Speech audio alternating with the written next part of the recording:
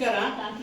ಇವತ್ತು ಈ ಸಭೆ ಕರೆದಿದ್ದ ಉದ್ದೇಶ ಮತ್ತೆ ನಿಮ್ಮೆಲ್ಲರೂ ಇವತ್ತು ಕರೆದಿದ್ದ ಉದ್ದೇಶ ಏನಂದ್ರೆ ಎರಡು ರೀಸನ್ಗೆ.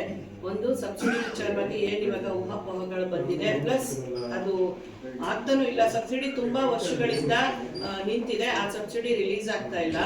ಫಸ್ಟ್ ನಿರ್ಮಾಪಕರಿಗೆ ಮತ್ತೆ ನಮ್ಮ ಪ್ರದರ್ಶಕರಿಗೆ ವಿತರಕರಿಗೆ ಏನು ಸಪೋರ್ಟ್ ಆಗಬೇಕು ಆ ವಿಚಾರವಾಗಿ ನಮ್ಮ ಅಧ್ಯಕ್ಷರಾಗ್ಲಿ ನಮ್ಮ ಪದಾಧಿಕಾರಿಗಳು ಅದ್ರ ಬಗ್ಗೆ ಗಮನ ಕೊಡಬೇಕಿತ್ತು.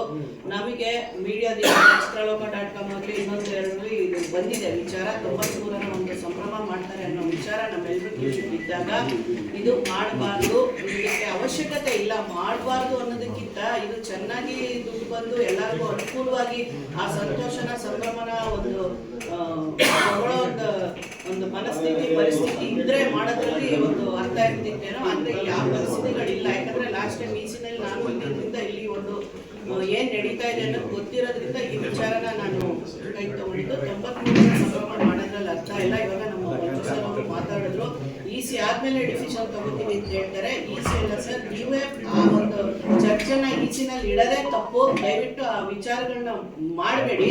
ಅದ್ರ ಬದಲಾಗಿ ನಮ್ಗೆ ನಿರ್ಮಾಪಕರಿಗಾಗ್ಲಿ ನಮ್ಮ ಈ 3 ಪ್ರದರ್ಶಕರಿಗೆ ವಿತರಕರಿಗೆ ಏನ್ ಅನುಕೂಲ ಮಾಡ್ಬೇಕು ಆ ವಿಚಾರದಲ್ಲಿ ನೀವು ಚರ್ಚೆಯನ್ನ ಮಾಡಿ ಅಂತ ನಮ್ಮೆಲ್ಲರ ಒಂದು ಅನಿಸಿಕೆ. ಈ ರೀತಿಯಾಗಿ ಅದು 25 ವರ್ಷಕ್ಕೆ ಮಾಡ್ತಾರೆ, 50 ವರ್ಷಕ್ಕೆ ಮಾಡ್ತಾರೆ, 75 ವರ್ಷಕ್ಕೆ ಮಾಡ್ತಾರೆ, 100 ವರ್ಷಕ್ಕೆ ಮಾಡ್ತಾರೆ ಪ್ಲಾಟಿನಮ್ ಅಂತ. ಇದ್ರಾಗಿ ನಾವೆಲ್ಲರೂ ಸೇರಿ ಅಷ್ಟೊತ್ತಿಗೆ ನಮ್ಮ ಒಂದು ಚಿತ್ರರಂಗನ ಹೆಚ್ಚಿನ ಮಟ್ಟದಲ್ಲಿ ಬೆಳೆಸೋಣ. ಎಲ್ರಿಗೂ ಅನುಕೂಲವಾಗಿ ನಿರ್ಮಾಪಕರುಗಳಿಗೆ ಏನೇನು ಅನುಕೂಲ ಬೇಕು ನೋಡಿ.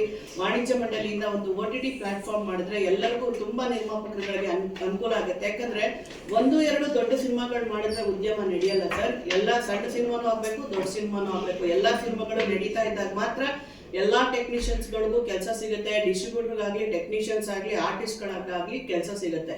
ಆಗ ಎಲ್ಲ ರೀತಿ ನಿರ್ಮಾಪಕರುಗಳು ಈ ತರ ಸಿನಿಮಾ ಮಾಡ್ಬೇಕಂದ್ರೆ ಅವ್ನಿಗೆ ಹಾಕಿದ್ದಣ ವಾಪಸ್ ಬರ್ಬೇಕು. ಹಾಕಿದ್ದಣ ವಾಪಸ್ ಬಂದಾಗ ಮಾತ್ರ ಅವ್ನು ಸಿನಿಮಾ ಮಾಡಕ್ ಸಾಧ್ಯ. ಇಲ್ಲ ಅಂದ್ರೆ ಚಿತ್ರರಂಗನೇ ನಿಂತೋಗುತ್ತೆ.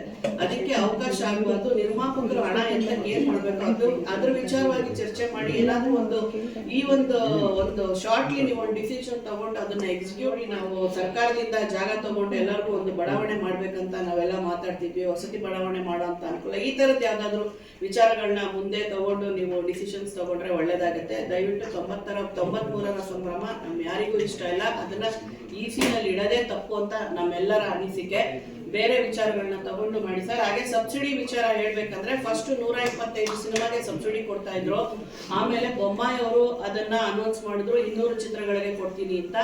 200 ಚಿತ್ರಗಳಿಗೆ ಬಂದಿದ್ದು ಅದು ಸ್ಟಾಪ್ ಆಗಿದೆ ಅನ್ನೋದು ಲಾಸ್ಟ್ ಟೈಮ್ ನಾವು ಇಸಿನಲ್ಲಿ ಇದ್ದಾಗ ಅದು ನಮ್ಮ ಗಮನಕ್ಕೆ ಬಂದಿಲ್ಲ. ಅದು ಆಗ್ತಾ ಇಲ್ಲ ಅನ್ನೋದು ಇಸಿಗೆ ಬಂದಿಲ್ಲ. ಅದು 200 ಚಿತ್ರಗಳಾಗಿತ್ತು. ಆದ್ರೆ ಮತ್ತೆ ಕಾಂಗ್ರೆಸ್ ಸರ್ಕಾರದ ಬಂದ ಮೇಲೆ 125 ಸಿನಿಮಾಗಳಿಗೆ ಅವ್ರು ಮಾಡಿದ್ದಾರೆ. 125 ಸಿನಿಮಾ ಬೇಡ, ದಯವಿಟ್ಟು ಅದು 200 ಸಿನಿಮಾಗಳಿಗೆನೆ ಮಾಡಿ. ಆಮೇಲೆ ಸಬ್ಸಿಡಿನ ದಯವಿಟ್ಟು ಜಾಸ್ತಿ ಮಾಡಿ. ಯಾವ್ದಾದ್ರು ಗೌರ್ಮೆಂಟ್ ಎಲ್ಲೆಲ್ಲೋ ಕೊಡ್ತಾ ಇದ್ದಾರೆ ದುಡ್ಡು. ಆದ್ರೆ ನಿರ್ಮಾಪಕರುಗಳಿಗೆ ಇಲ್ಲಿ ಬ್ಯಾಂಕ್ ಇಂದ ಲೋನು ಕೊಡಲ್ಲ, ಸರ್ಕಾರದಿಂದನೂ ದುಡ್ಡು ಕೊಡಲ್ಲ. ಅಂದ್ರೆ ನಿರ್ಮಾಪಕರುಗಳು ಹೆಂಗ್ ಸಿನಿಮಾ ಮಾಡ್ತಾರೆ?